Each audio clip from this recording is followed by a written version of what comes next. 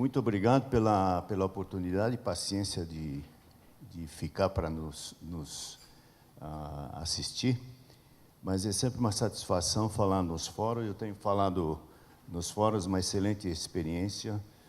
Convite do Agnello. Muito obrigado pela oportunidade. E hoje eu vou falar sobre... Nós temos falado de diversos temas, mas a RY é uma consultoria que já tem 10 anos. Meu sócio é o Francisco, e eu costumo me apresentar dizendo que aquilo que o Francisco falou naquela apresentação é um fake news, porque ele sempre costuma dizer que nós temos quase 100 anos de experiência no setor. Somando. Mas eu já estou na fase da reencarnação, então... mas muito obrigado pela paciência. Eu não sou um especialista em tecnologia digital, mas eu vou compartilhar com você o aspecto da gestão da digitalização na indústria de tintas e na cadeia de distribuição. Quero dizer para vocês também que a nossa apresentação está naquele site, vocês podem acessá-lo. Um dos temas que o setor tem enunciado exaustivamente, e a gente falou aqui nesses 2 dias, é sobre o aspecto de agregar valor. E dentro da agregação de valores, existem 4 enunciados que estão sendo trabalhados pela indústria, que se referem essencialmente à regulação ambiental. Nós tivemos um painel aqui com intensa discussão sobre colocar limites na regulamentação e trabalhar ativamente para criar valor dentro das subsegmentações. Nós falamos também sobre inovação, falamos também sobre digitalização, agora há pouco, com o Agnaldo. Falamos também sobre funcionalidades. 90% das apresentações aqui são aproximadamente 20 apresentações que foram desenvolvidas nesses 2 dias. A maior parte delas fala sobre funcionalidade e como agregar valor ao sistema. Então, é apropriado entender como a indústria vai proceder para agregar valor, e como a digitalização, que é um dos itens que está lá, está envolvido no gerenciamento do setor, tanto para a fabricação de tintas, como na cadeia de suprimentos. O tema digitalização, ele tem que ser entendido num contexto moderno. Isso parece a gente fala moderna, mas a maior parte da plateia aqui já nasceu digital. Eu é que não nasci digital. Então, quando eu falo para o meu filho que vou fazer uma palestra sobre digitalização, a primeira reação dele é no sentido que, olha, eu acho que você não entende disso, você está fora. Ou, a palavra interessante é já era, né? Que a gente aprende. Mas eu tento entender o impacto da digitalização nos nossos negócios, e não como uma novidade de passar do analógico para o digital, em absoluto, mas quanto isso impacta nos nossos negócios e no nosso futuro. Hoje, acho que foi o Agnaldo que perguntou quantos de nós temos celular. Eu digo que 100% tem. É mais fácil falar quem não tem. E quem não tem vai dizer, olha, esqueci em algum lugar aí. Mas todo mundo tem um celular. E a maior parte do celular, hoje, é um smartphone, né? Não é celular, é um smartphone. Ele faz mais, agrega mais valor, faz mais coisas do que se possa imaginar ou perceber. Existem quatro determinantes na digitalização hoje. Na indústria química, nunca foi tão barato você gerar dados, acumular dados e processá-los. Esse é o único.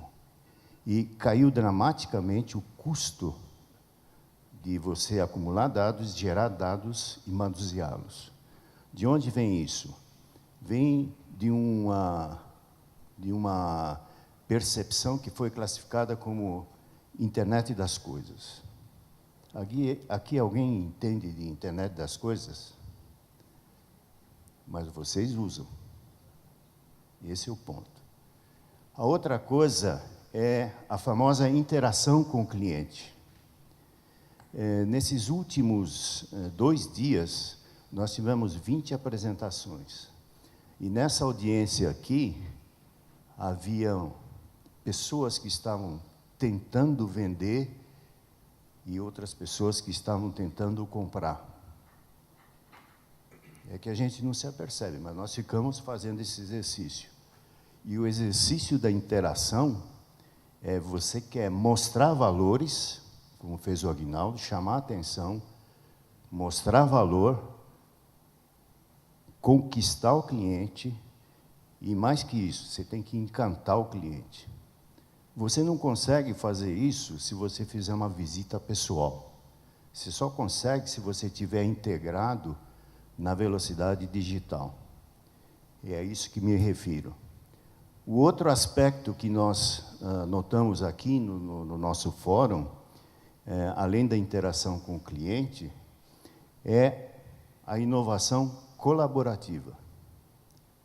Eu não sei se foi aqui na sessão passada, mas vai se modificar a maneira como a cadeia de fornecimento tem que operar para agregar valor na relação.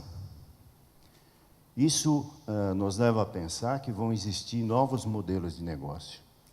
Então, esses quatro enunciados, eles são muito comuns na nossa vida. É que a gente não se apercebe ou não toma tempo para tentar entender o que é que está ocorrendo. E eu vou falar sobre um overview que a Hax Yamaga executou. São coletas de fatos e evidências na nossa indústria de tintas, coisas muito perto aqui de nós. Esse é um levantamento do CNI de 2017 sobre um fenômeno na internet das coisas, que é a indústria 4.0. Acho que o Aguinaldo falou aqui também sobre a indústria 4.0. Existem 4 patamares que são identificados nesse levantamento do CNI, em 753 empresas aqui no Brasil. A primeira geração de empresas são aquelas que fazem os projetos manualmente. E muitas delas têm máquinas que não são conectadas. O segundo agrupamento são as empresas que já dizem, olha, eu tenho software, mas eles não estão interconectados. A terceira geração, ou terceiro agrupamento, são sistemas integrados, que vão desde a criação até o piso de fábrica. A quarta geração é a geração inteligente, inteligência artificial e outros dispositivos. Porém, quando você analisa como isso é distribuído, a percepção da indústria química aqui no país é de que nós temos aproximadamente 37%, 40% ainda entre geração 1 e 2, e que essa conversão vai ocorrer entre 5 e 10 anos. Ou seja, se nós não fizermos nada agora, nós também não vamos sair do lugar. Sob o aspecto dessa apresentação, o que eu vou falar, vou dar a percepção que eu tenho da indústria de tintas, entre supply chain até o usuário final. O que nós temos aqui são ações compartimentadas, que vão desde os insumos, passa pela área financeira, passa pela área de compras e vai até o cliente, mas elas não estão integradas. E a nossa recomendação, depois desse overview, é que, por algum lugar, vocês têm que começar. E a recomendação nossa é que se comece por vendas, marketing e principalmente pesquisa e desenvolvimento. Eu acredito que a audiência aqui está muito mais concentrada na área de pesquisa e desenvolvimento. Eu vou falar das nossas sugestões sobre esses temas de vendas e marketing, pesquisa e desenvolvimento.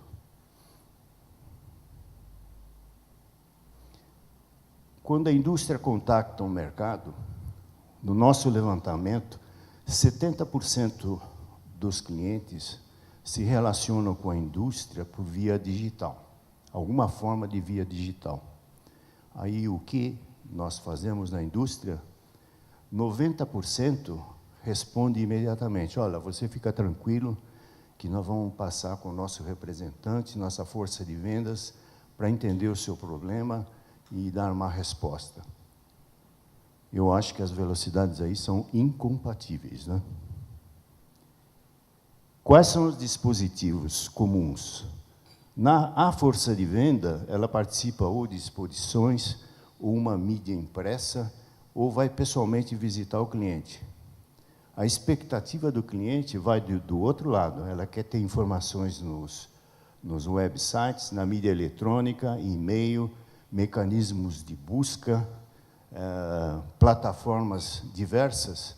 E essa parte da reação do cliente nada mais é do que a indicação clara de que existe oportunidade para a indústria fazer melhor, mais rápido e mais competitivamente.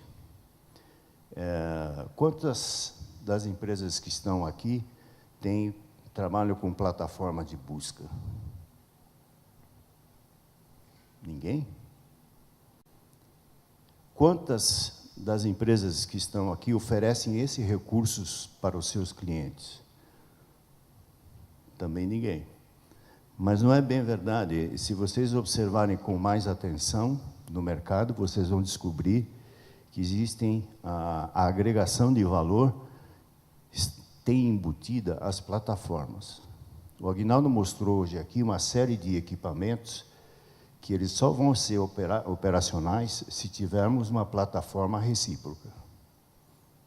Mas o valor agregado está lá.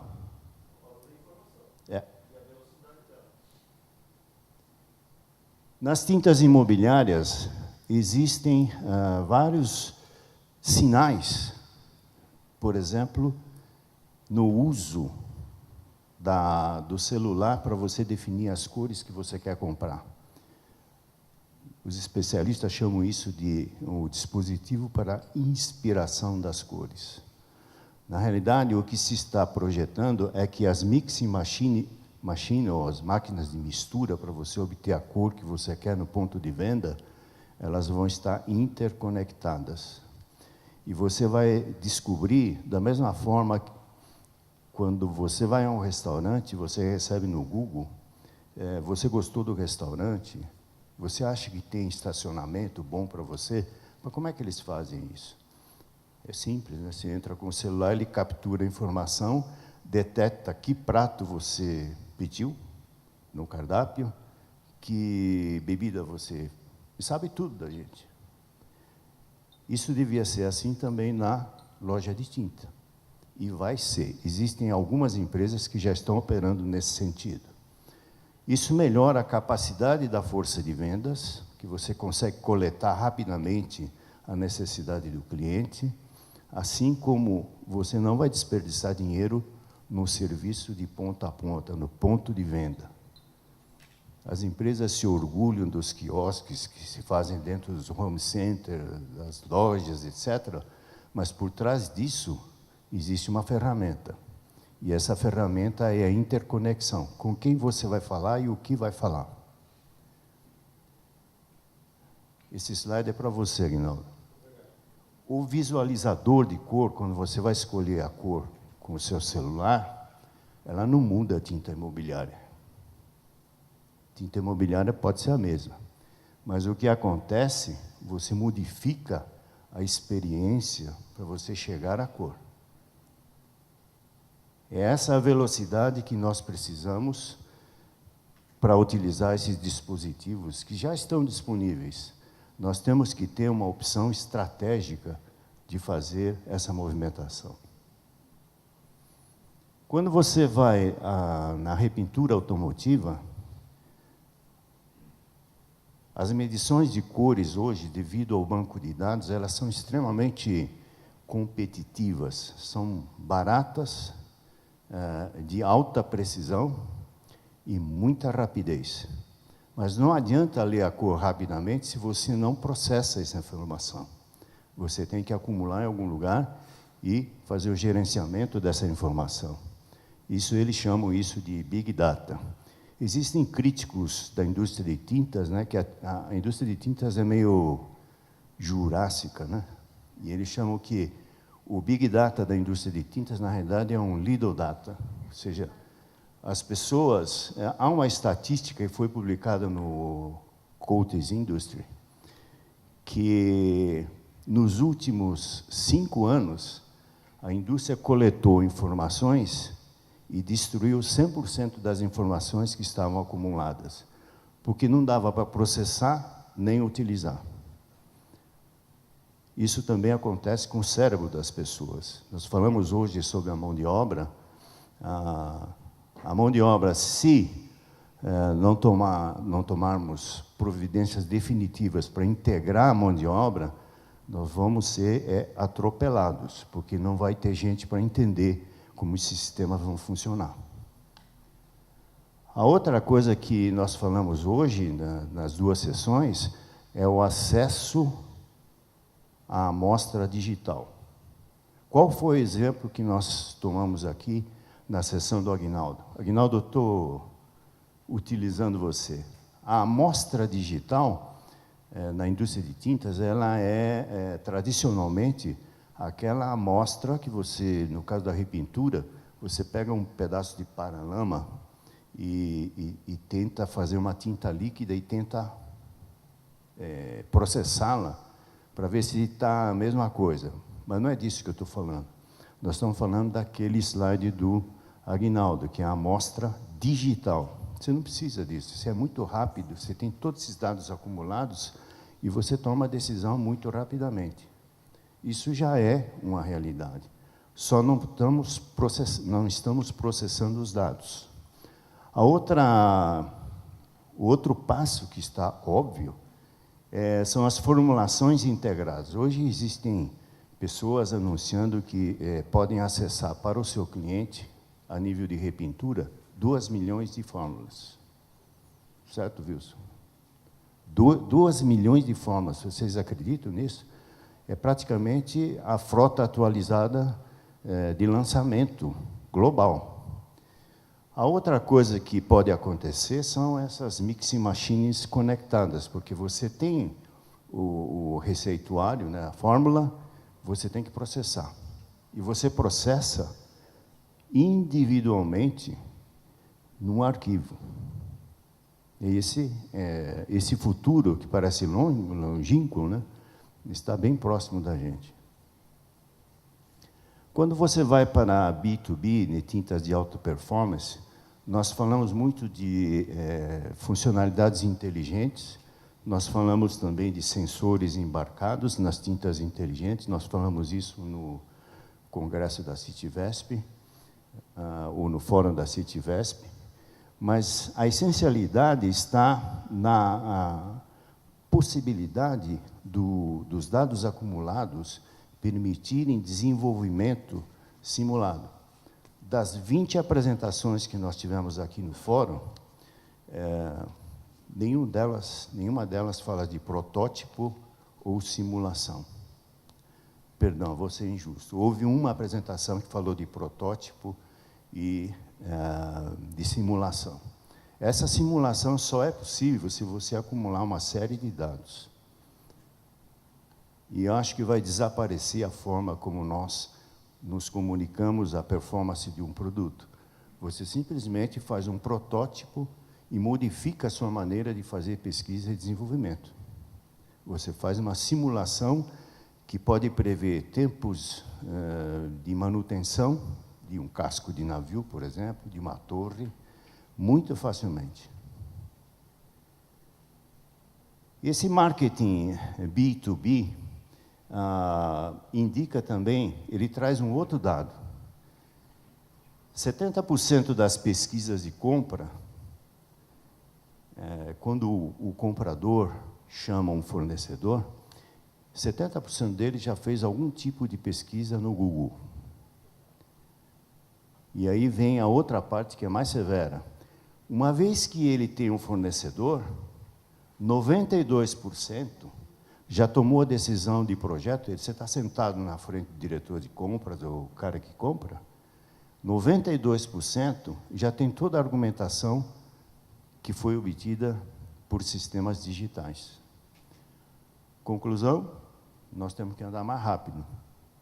Não tem como, você tem que se equipar e equiparar. Os outros mecanismos, desculpe criticar aqui, né, esse monte de catálogo, esse monte de... Isso aí vai desaparecer, porque não vai servir para nada. É preferível você estar numa rede, puxar essa informação e dizer, olha, isso aqui, eu sei onde encontrar e como fazer e qual é o protótipo que eu vou utilizar. Nós fizemos um levantamento na indústria de tintas sobre digitalização e classificamos em 4 grupos. Serve também, o que eu falo em indústria de tintas é um pouco também na parte de materiais, né? Existem 4 tipos de indústrias: as tradicionais, as iniciantes, avançadas e as master. Qual é a diferença entre eles? As tradicionais, eu vou carinhosamente chamar isso de telemarketing, digamos assim. As iniciantes têm, no mínimo, um computador para acumular suas informações. As avançadas, já têm um sistema integrado e móvel. Importante é a mobilidade.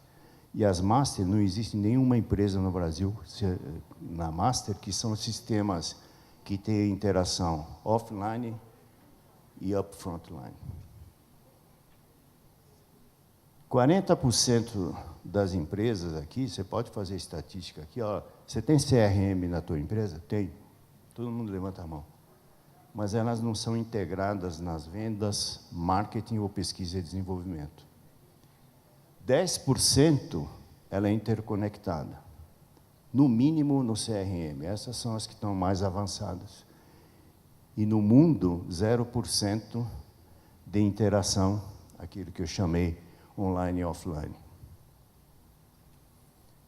Quando você olha a distribuição de tintas, a clássica distribuição na área de tintas são construtoras, home centers, lojas de materiais de construção, lojas de tintas, e o e-commerce em tinta é 3%. Essa é a realidade. A médio prazo, a nossa previsão é que o que eles chamam de depósito de materiais de construção está sendo convertida para um padrão de home center. Ou seja, tem muito mais valor agregado, mas a loja física de tintas, ela não vai desaparecer. Por enquanto, é o que a gente enxerga. Mas os fornecedores, as indústrias de tinta, hoje já negociam plataformas integradas para você nomear seus distribuidores. Ela não é feita só pelo, como diz o Wilson, preço, prazo e prorrogação, marketing dos 3P. Não é assim. Você pega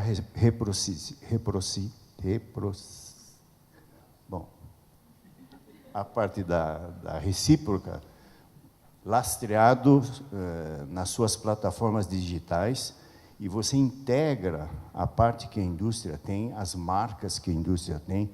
Nós falamos hoje sobre proteção das marcas.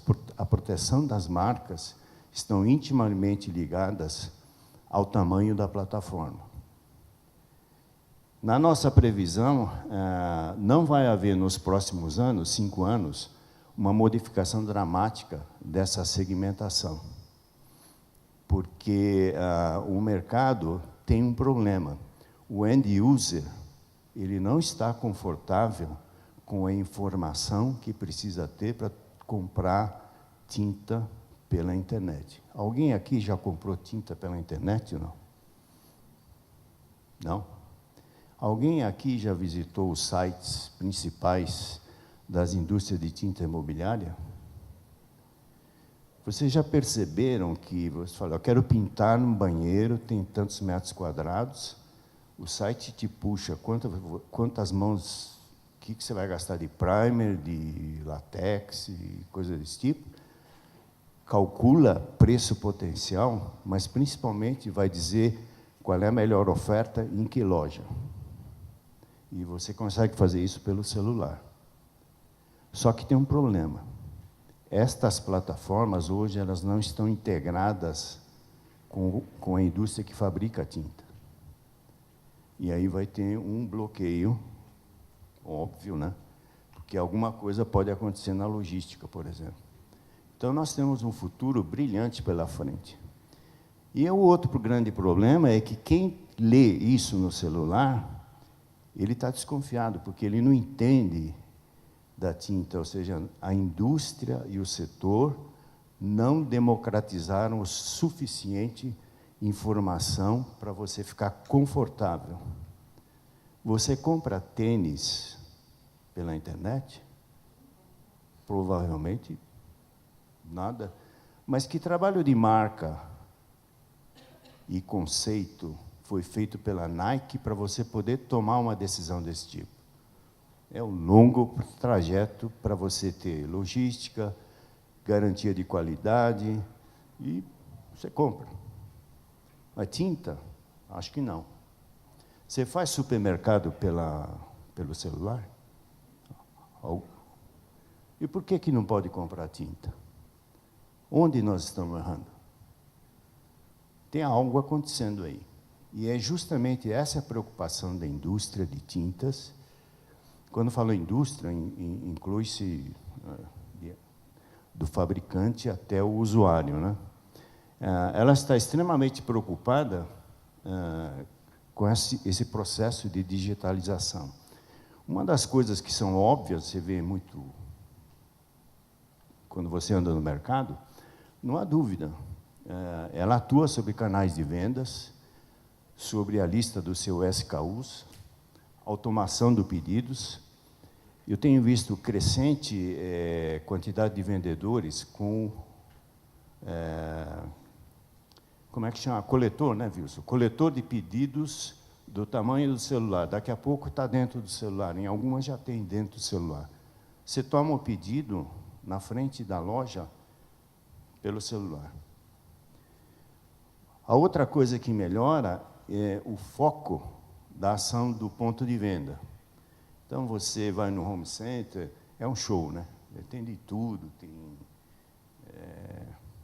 material informativo, tem aquele centro de cores, é uma festa.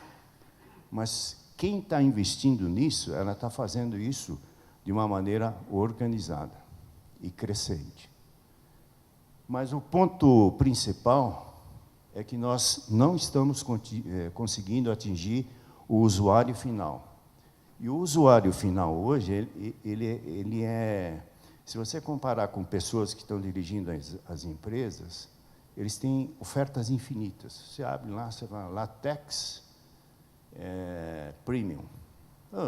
Tem, no mínimo, uma lista de 10 de cara você vê. Mas também tem latex econômico, certo, Wilson? Esse é um diferencial.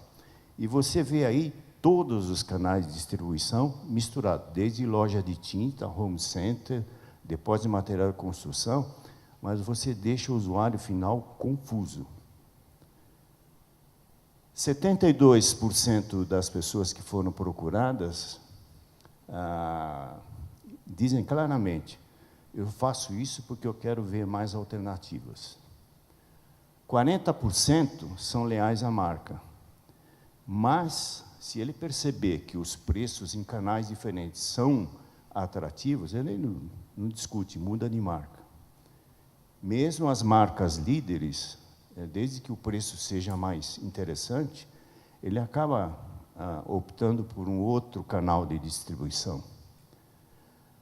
E o pior, né? 60% ainda mudam de marca. Isso é muito ruim e desafiador.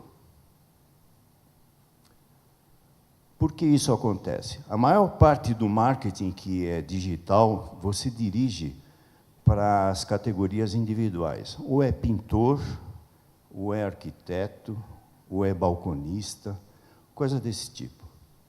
Mas você não consegue decolar para o usuário final. Não há uma integração. E por que isso? Eu não sou especialista nisso, mas eu fiz pergunta para quem é da área de marketing e comunicação. E eles me explicaram que o que está faltando para tintas, né, não é a mesma coisa que falta para pasta de dente. E não é a mesma coisa que acontece quando você compra uma garrafa de Jack Daniels. Por quê? As emoções nas compras e a sensibilização dos valores, elas são diferentes para cada categoria de produto. E um dos buracos do marketing de tintas está na interação das experiências. Não sei se vocês perceberam, tem uma empresa aí que tem aquele visualizador de cor, né? Mas, além do visualizador de cor, ele tem um negócio que parece um Facebook, um WhatsApp, para você passar para a tua amiga e dizer assim, ó, eu vou pintar a minha sala nessa cor, o que você acha? Isso dá uma repercussão. Depois de pintar, diz assim, olha, ficou bom, aqui está a foto e eu comprei desse fornecedor. Se conseguir dominar isso, vai ficar bom, né? Então, é isso que está acontecendo. Falta você identificar claramente os valores e compartilhar as experiências. Só assim nós vamos conseguir encantar o usuário final.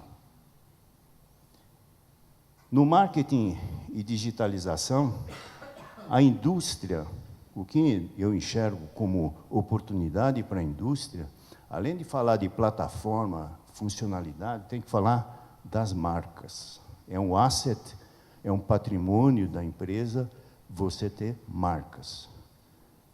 E uma das coisas que a gente repete continuamente nas nossas apresentações estratégicas é a fortaleza das marcas regionais. Isso aí é um patrimônio e tem que ser bem trabalhado. Mas você percebe também que a distribuição ainda vai ter 85% de lojas de tinta e o usuário final não abre a mão. Ele gosta da loja física. Não sei se vocês têm essa experiência. Você quer ir na visita. O pintor pode falar o que quiser, mas você quer ver a lata, porque o cartão de crédito, infelizmente, é você que vai colocar lá. Então, tem um vácuo aí que a indústria está resolvendo, e eu vou mostrar como. Não sei se vai conseguir, mas as intenções estão aí.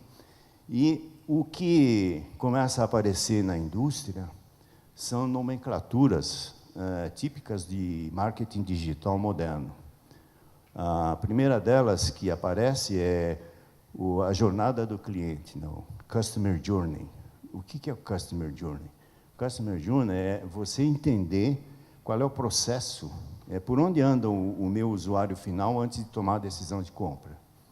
E, nesse sentido, o valor da marca, que é o share of mind, né, é fatal. Quem não se preocupa com a marca, né, você pode fazer a regulamentação que você quiser na Abrafat, pode fazer o que quiser, mas se você tiver uma marca que não passa essa confiabilidade, você não fecha o circuito. Eu participei, e vários aqui dos meus colegas participaram do último Citivesp, e uma das coisas que apareceram lá foi a apresentação do Ricardo, que fala, da Artesp, que fala de algumas terminologias muito interessantes para o varejo. Uma delas, explicitamente, é o marketing digital. Uma outra que ele utilizou muito foi omnichannel, leads e inbound marketing. Alguém aqui sabe o que é omnichannel? Eu também não sabia, eu fui procurar, né, para ver o que era isso aí. O omnichannel é aquela figura que está ali do lado. Você tem uma série de dispositivos, tem o telemarketing, tem quiosque, tem lojas físicas, tem aplicativo, tem material no seu celular, tem um website, mas são todas abandonadas ao seu destino. E o Omnichannel é um sistema que consegue integrar e tirar a melhor memória para a decisão desses sistemas. Como já me foi dado 5 minutos, quando houver uma oportunidade, eu falo sobre leads e o inbound marketing. Essa frase eu gosto muito porque, nos últimos tempos, vocês têm visto uma proliferação de embalagens novas, de todas as marcas. Aí só aparecem de 2, mas o fato é que há uma preocupação do que falar para o cliente. Quanto mais compacto e quanto mais objetivamente. A embalagem, hoje, é elemento importante em qualquer indústria de tintas. E a maneira como você modifica a embalagem é na velocidade digital para você poder acompanhar o cliente. Eu me lembro, no meu tempo, a gente fazia aqueles papelões simulando as embalagens e ainda tinha que discutir com o chefe para ver se o chefe concordava. Hoje você tem que organizar muito mais positivamente. E o que está por trás disso, essa frase da Marta Gabriel, que deve ser parente do Rodrigo, a melhor forma de você encontrar o consumidor é ser encontrado por ele. Se você conseguir fazer isso digitalmente, imagina quanto você pode otimizar seu custo operacional.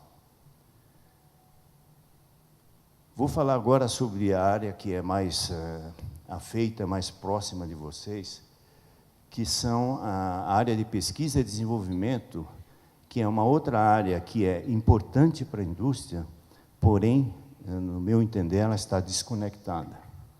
Você analisar a performance versus o tempo, você vai ver que, nos anos de 1970, as empresas se preocuparam em eliminar o solvente, mas até hoje, depois de 40 anos, o solvente, pelo jeito, não foi eliminado. Por diversas razões, não vou nem discutir. As soluções que apareceram foram soluções de alto sólido, base d'água, ultravioleta, pó e coat, coisa desse tipo. Nós estamos no limiar, e vocês podem pegar esses anúncios, revistas e seminários, nós estamos no limiar de uma coisa chamada digital e inteligente. Inteligência no sentido da funcionalidade e digital no sentido da velocidade. É isso que está acontecendo. Nos últimos fóruns técnicos que eu tenho participado, tenho observado, nós falamos hoje de manhã sobre nanotecnologia, encapsulamento, pigmentos funcionais, polímeros de blocos, processos digitais e biocomponentes. Esse chart foi feito semana passada, eu nem sabia que o pessoal ia trazer essas matérias. Mas essa é a realidade da oportunidade, ou seja, a cadeia de suprimentos tem que se alinhar nesses componentes. E um deles, que é difícil de resolver, aliás, os 2 últimos são difíceis de resolver, o que é que a gente está chamando de biocomponente e o que é um processo digital no desenvolvimento. Essas são as oportunidades de valor agregado. Hoje, a pesquisa e desenvolvimento, ela é muito centrada em cima da área de pesquisa e desenvolvimento, no sentido da idealização ou execução de uma oportunidade de mercado. Muitas dessas informações ainda são em papel, hard copy, né, que eles chamam. Pouco se fala do processo. A gente fala da inteligência do material, da funcionalidade, mas pouca informação sobre o processo, inclusive nesse fórum, né? As possibilidades de melhoria do processamento têm baixa frequência nesses fóruns, né? Nós vamos ter que corrigir isso aí. Mas, na realidade, nós estamos falando de outra coisa, que é mais ampla e fatal. acontece que cada um desses blocos, né, tanto no gerenciamento da pesquisa e desenvolvimento, como no desenvolvimento em si, você acaba interagindo com uma infinidade de agentes externos. Sejam eles fornecedores, parceiros, usuários, universidades. Nós falamos esta manhã a ausência do contato das empresas com a universidade. Eu estava explicando que só de nanotecnologia eu conheço 4 centros de excelência aqui no país, incluindo universidades. Aí a pergunta que eu fiz aos líderes técnicos: quantas dessas vocês estão financiando? 0. Ou seja, não há um entendimento de como fazer, e é um problema de gestão, e não é um problema de tecnologia, é mais de gestão do que de tecnologia. No meu entender, e essa é uma contribuição da RY, é que a inovação, ela sempre é longa, tem alto risco, custo alto, e o sucesso e o tempo, eles são mais ou menos bem determinados.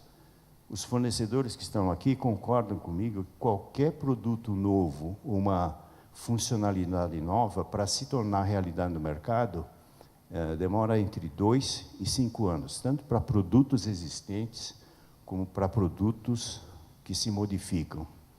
E aí, nos produtos que se modificam, a pergunta que não está respondida simplesmente é: quais são os novos mercados que nós vamos poder participar? A inovação, ela é dessa forma, linear, pesada e longa, simplesmente porque você vai fazendo em sequência, né? Você tem a ideia, o escopo, você fala do business case, e etc. Um fica esperando o outro, e quem for mais rápido pega a oportunidade.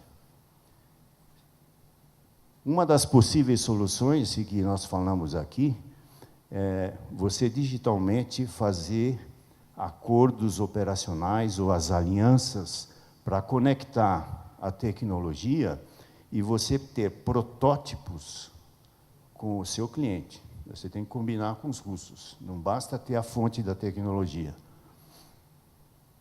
Hoje existem pelo menos uma meia dúzia de empresas aqui que fazem protocolos e protótipos de desenvolvimento, assegurando o mercado e assegurando a fonte de tecnologia e material, aqui no país. E são empresas brasileiras com conexões internacionais. Dessa forma, as novas soluções, elas vão ser mais rápidas, ou seja, você vai ganhar tempo para acessar o mercado. O Brasil hoje tem quase 5 bilhões de dólares de mercado. A nossa projeção, que acho que o Francisco falou uma parte hoje de manhã, em 2022 nós vamos chegar a 7 bilhões de oportunidade. Mas veja onde vão estar as oportunidades. Estão acima dos 2% que foram anunciados no primeiro dia da evolução e crescimento do mercado, mas nós vamos estar falando hoje de um crescimento para a repintura de 4,5%, na parte industrial 5%, e mesmo a imobiliária ela já está com 3,1%. Esse é o cenário das oportunidades. Um retorno típico do efeito da digitalização e tecnologias de mais funcionalidades é mais ou menos 5% sobre as vendas. Representa, no mínimo, 400 milhões de dólares. Se nós não fizermos nada, nós vamos ficar no mesmo lugar, com a possibilidade mais aterrorizante, que você vai perder esse mercado. Com o aumento da conectividade, essa é a mensagem final que eu deixo, você, na realidade, tem novas soluções e novas oportunidades, mas você traz junto mais ameaça, e uma coisa que eu temo, e já tenho visto nas prateleiras, é tinta importada de maior performance. ou você não vai conseguir acessar esses mercados. Ou seja, nós vamos estar sendo condenados, se crescermos 3% por ano, a ser exclusos do mercado. É mais barato trazer da China uma tinta específica de alta performance do que desenvolvê-la aqui. É isso que eu tinha para falar para vocês. Acho que eu passei 5 minutos, ou coisa desse tipo. Certo, Marco? Obrigado.